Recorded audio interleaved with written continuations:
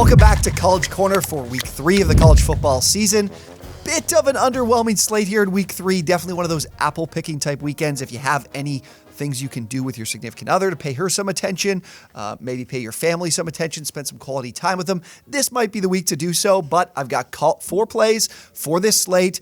If you're hanging out with them, you check the Score app, make sure we're doing well here. We can still make some money this weekend despite the lackluster slate. Guys, if you do enjoy today's video, would really, really appreciate if you did hit that like button to know that I can keep doing this content for you. Hit that subscribe button as well if we've helped you make some money so far this season. Right now, we are 15-9 on the year. Last week was 2-3. But again, make sure you are tuning into the Twitter as well. I'll put that link down in the description to follow me on Twitter. I'm posting more and more plays there. Hitting at a 63% rate to start the season. We'll definitely take that. We're up over 5 units right now. Let's get into the first play of the weekend, which is in LSU, Mississippi State. LSU minus 9.5 is what I'm going with here. The Bulldogs escaped last week in a game against Arizona, won in overtime despite winning the turnover battle 5-1. That is very difficult to do, to not just run away with this game and win it by a bunch if you're winning the turnover battle by that type of margin. But I've talked about this. I talked about this last week. This was a team we made money off of, fading Mississippi State with Arizona plus 9.5. The reason I'm taking LSU is I really think this Mississippi State team is really underwhelming, and they continue to run the ball quite a bit despite not having the personnel that fits it. If you remember, Mike Leach obviously passing away.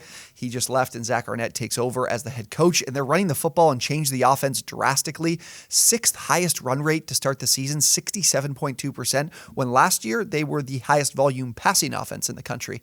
But despite the fact they run the ball a ton, they didn't find a lot of success last week against Arizona.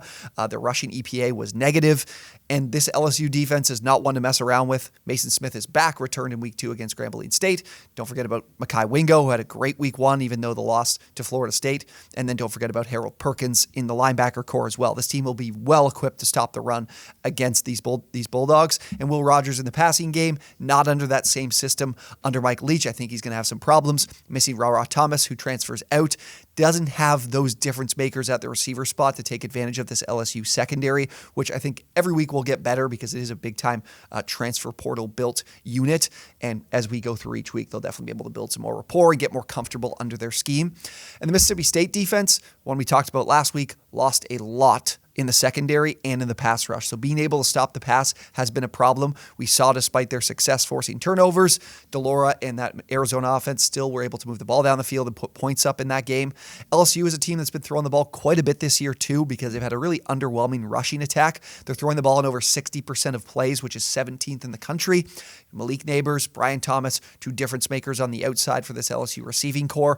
And these are 2 guys that can go one-on-one and win those matchups. Neighbors has been pretty solid to start the year, obviously the most reliable target for this team, a ton of NFL draft buzz as well. Mississippi State loves to blitz. Arnett has been blitzing a ton to start the year, over 65% of plays in both games against Arizona and against Southeastern Louisiana. He's just sending the house. I think that's because of that lackluster unit in the pass rush. So what I like here is Daniels has been good against the blitz. Last season, he was top 15 in both offense and pass grade from PFF, 65.1% completion percentage, which is 15th amongst all quarterbacks, 10 touchdowns to 2 interceptions. And what I like a lot, and what will be much different than it was with Arizona, his 0.4% turnover-worthy play rate last year was 2nd in the country. So he's taking care of the ball. I don't think Mississippi State will have as many opportunities to be stealing possessions on defense from the opposing offense. I think LSU wins this game big here because I love the matchup. I love their talent, and I think they put it together in their first conference game of the season. So I'm taking a minus 9.5. Sticking with this game, actually, I'm going to one of our 2 player props we have this week. Shout out to props.cash. They've been helping us all season so far with making money on these player props. If you haven't checked out props.cash,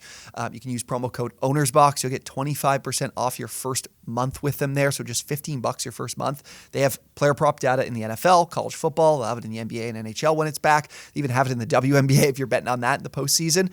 But what's great is you can look at all this player prop data in one place. It's much tougher to find this information by going to a number of different websites. You're looking at these hit rates for these players, telling you whether these lines are set correctly. You can actually use filters of, hey, are they a favorite? Are they an underdog?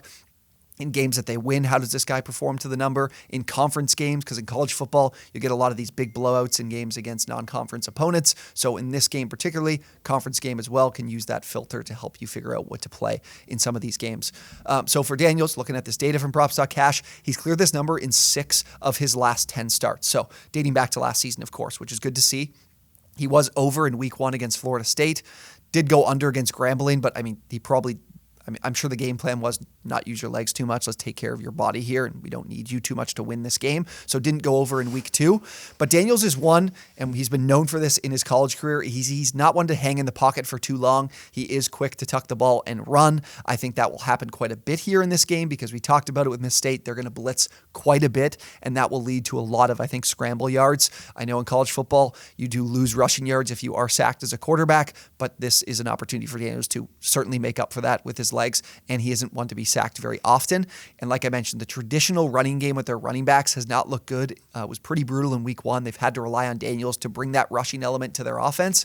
And what's great to see, again, looking at this data from props.cash, he cleared this number significantly against Mississippi State last year, 93 rushing yards. And that's because this Mississippi State defense under Zach Arnett was blitzing on 56% of plays. And he was getting outside of the pocket, running the football, and making opposing defenses pay if they don't make their tackles. And that's what Daniels has been doing his entire college career. So I like the over. It's 54.5 on Jayden Daniels rushing yards in this one. Next up, sticking with another quarterback, we're going with Garrett Shedeur over on his passing yards, though. 246.5. He plays for Syracuse. They go against Purdue this weekend. And this offense sees some pretty major changes. I don't think it'll be too significant for Shedeur because it'll still be a similar scheme. But Sean Tucker is gone to the NFL, so he was one of the most dynamic running backs in the country last season. And Robert Anae, their offensive coordinator, leaves for NC State. So a little bit of changes from what we saw last season. But on the scheme side, like I mentioned, Jason Beck takes over as the offensive coordinator. He worked under Anae last season and has been for quite some time, back to their times with Bronco Mendenhall at Virginia. If you remember those teams under Brennan Armstrong at QB, they threw the ball a ton. And I think that these departures and these changes are going to lead to even more passing volume for Shedeur since he's now in another year under this system and in this offense. And in their first 2 games against 2 really underwhelming opponents, I think it was Colgate and Western Michigan, games they won by 40 plus, he still attempted 24 and 30 passes. So pretty decent volume for games that they didn't really need his arm for, and they could just kind of run the ball and burn out the clock and finish the ball game in short order. Now we look at those 2 games, he cleared this number. And in fact, with the data from props.cash, he's cleared this number in 5 straight games. So been very solid when it comes to clearing this number. And Purdue defensively, they have, under Ryan Walters, who's that defensive mind from Illinois last season, they have not been good against the pass. They've had Fresno State and they've had Virginia Tech in their first 2 games. They now rank 105th in EPA against the pass. 6.9 yards per coverage snap is 97th, and they're giving up 324 passing yards per game, which is 125th. Now, like I said, Fresno State, the passing attack, I respect, a quality unit. Virginia Tech, Grant Wells at quarterback, that is not a good sign if Grant Wells is putting up over 200 passing or 240 passing yards against you. He didn't get over this particular number. He had 242, but Wells is a really underwhelming passer. So if Wells can put up that kind of numbers against this Purdue secondary, I very much trust Shedeur in a much better scheme and a much better arm to be able to do it. So I like his over 246.5 on his passing yards. Okay, our final game of the weekend. If you spent your afternoon out with your significant other or your family, we can tuck ourselves in late night with a version of Pac-12 After Dark in Colorado State. I guess you should get some of these YouTube SEO words out there of Colorado Buffaloes, Deion Sanders, Heisman Trophy, Shedeur Sanders, Travis Hunter, all that good stuff. Everybody's talking about this Colorado team a few weeks into the year, and for good reason. They've been a ton of fun. I like the over 60 in this game. I like it quite a bit. This game is going to have an absurd amount of plays. I know we had those new rule changes in college football where the clock is still running after first downs. That won't matter to these 2 teams. That's not going to slow down this game. This game should take a long time to be played because these 2 teams pass the ball a ton. Colorado State, 4th in the country in pass rate. Almost 70% of plays are passes. For Colorado, over 60%, which is 15th in the country. And then these 2 teams as well play very fast. Sean Lewis, if you remember him at Kent State, offense that played at one of the fastest paces in the country as well. And then Jay Norvell's offense at Colorado State will play fast too. They're actually even faster. They're 4th in seconds per play, and Colorado State is 22nd in seconds per play. And now the Buffs defensively looked all right against Nebraska. Some unforced errors from Jeff Sims and that Nebraska offense. But the defense is still a problem in my mind, and they're not generating nearly enough pressure. Their 3% sack rate is 113th in the country. And I know this is a Colorado State team that doesn't have a ton of talent. I thought they looked good to close out the season last year. But under Jay Norvell, I really trust offensively to be able to put up enough points in this game to be able to get us over this number. And their pass defense, though, has just been absolutely atrocious. They've had some tough opponents. They had Washington State in week 1, but they're 125th in EPA per pass on defense, not generated a lot of pressure either, which should definitely help Shedeur Sanders in the pocket and moving the football. And then on top of all of this, with this matchup and how fast and how many plays we should have to be able to score points, what I was noticing from last week is Colorado was blowing out Nebraska, and they're still throwing the ball late, still trying to put up points. I really think this is a team that's very motivated to put up as many points as possible and put it on everyone they play to kind of prove a point. Obviously, they feel disrespected heading into the year, but also to help Shedeur Sanders' Heisman campaign. So even if this game and this Colorado team is up 30 in like the late third, early fourth quarter, they'll still throw the football. They'll still be looking to put up points.